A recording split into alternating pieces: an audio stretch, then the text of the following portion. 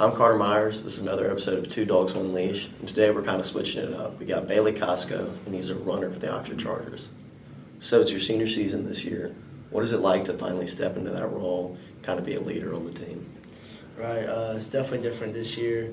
Have a lot higher expectations, a lot more people counting on me, and just kind of I get to be the person that everybody looks up to and comes to if they need stuff. Mm-hmm. And are there some goals you've set for your senior season that are different from years past?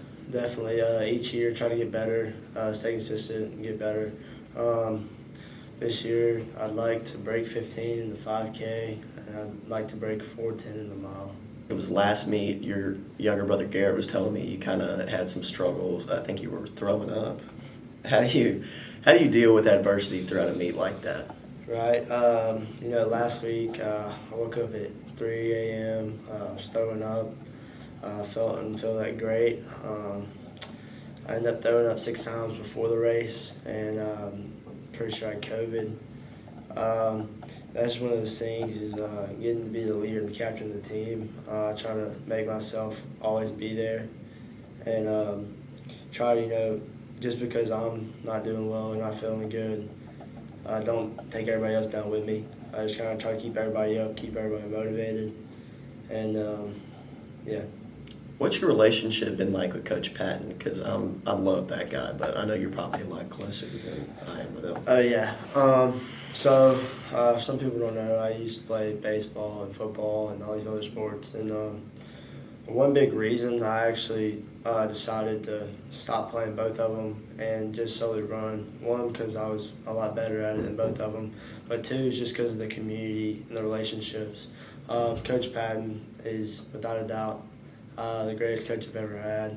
I think he's definitely rivals any coach at Oxford or in Mississippi. He's just a really good guy, always brings out the best in you, makes you push yourself to limits you know you could reach.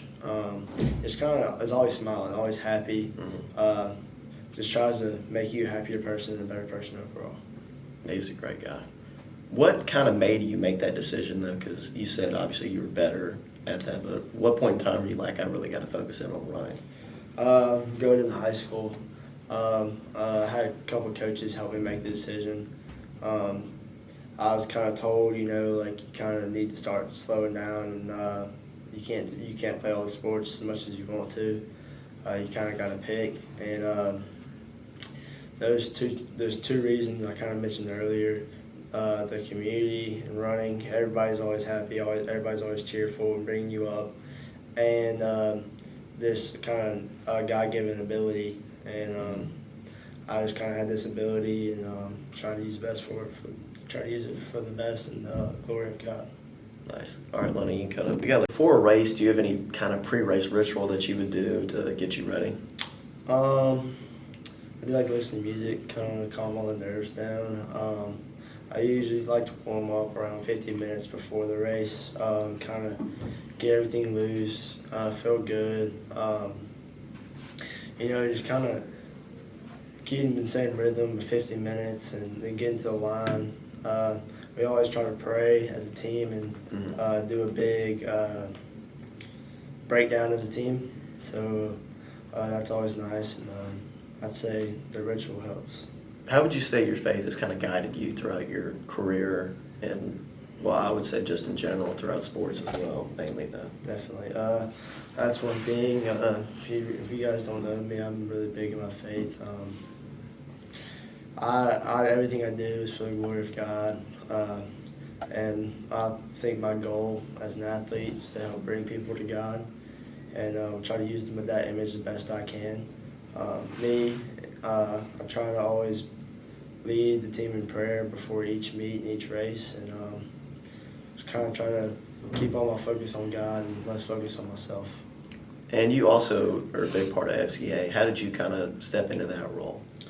Right, so I started FCA really my freshman year, and as I grew more into it, Coach Taylor kind of just mentioned to me more about being an officer and growing.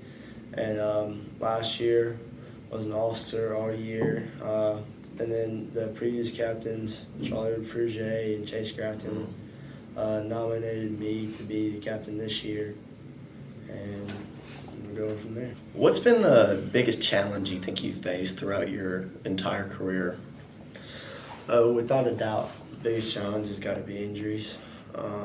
Every day you go out, you push yourself to the limits, and every day is a new battle.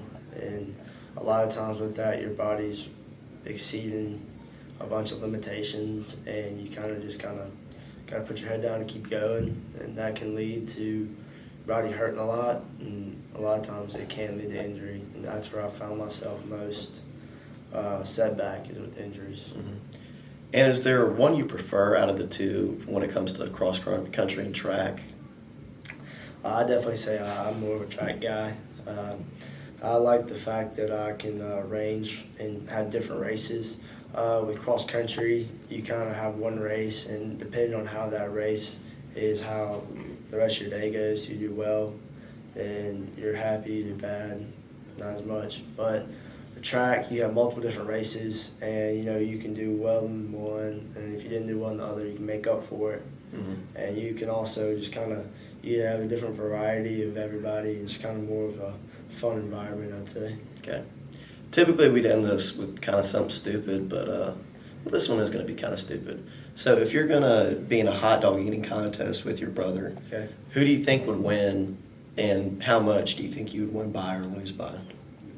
Hot dogs would be tough. Me and him actually do try to push ourselves and very competitive. I think it'd be very close. He might have the edge over me in hot dogs, but I did out-eat him in ribs. All right. I appreciate the interview. That was awesome. Thank you. Have a good one.